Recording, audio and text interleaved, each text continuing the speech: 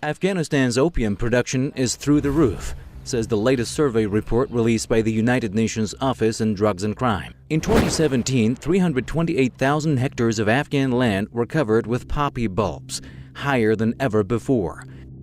It is estimated that from last year's opium harvest, up to 900 tons of heroin of export quality can be produced.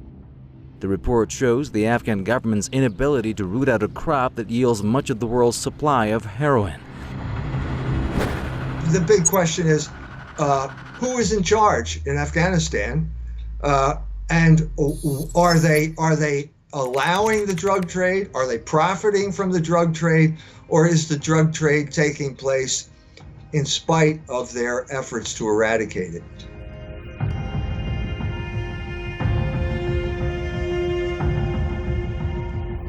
The poppy cultivation has been on the rise since the U.S.-led invasion of Afghanistan overthrew the Taliban government. Since then, the Afghan opium production has increased 40-fold. About 90% of the world's illegal opium now comes from Afghanistan. That's despite the flow of millions of dollars and a campaign of eradication. It is said neither the government nor the foreign troops are serious enough about annihilating the drugs or arresting the kingpins. On the contrary, there have been allegations that foreign forces themselves are involved in this lucrative business.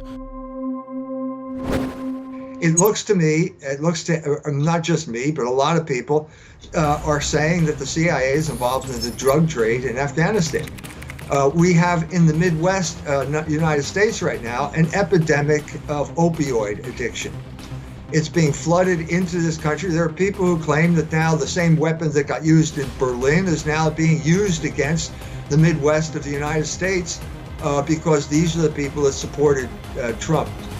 Unfortunately, at this point, there's no one who has come up with a definitive study which can prove all this without a doubt.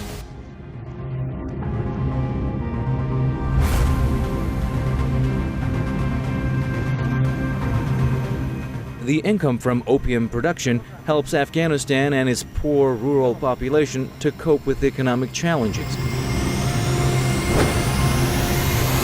In 2017, the value of the trade of drugs stood at $6.6 billion, accounting for 32% of the country's GDP. That is while Afghanistan's illicit exports of goods and services in 2016 was about 7% of the GDP. Yet this thriving trade comes at a cost. It discourages private and public investment by fueling insecurity, violence, and insurgency. The United States invaded Afghanistan at a time when the Taliban had completely eradicated the drug trade, and ever since the United States has been the occupying power in Afghanistan, the drug production has increased.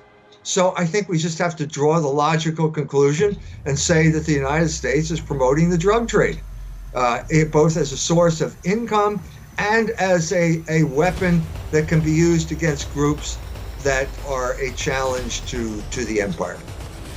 Despite years of fighting to replace it, the banned but bumper crop is still a vital part of the Afghan economy.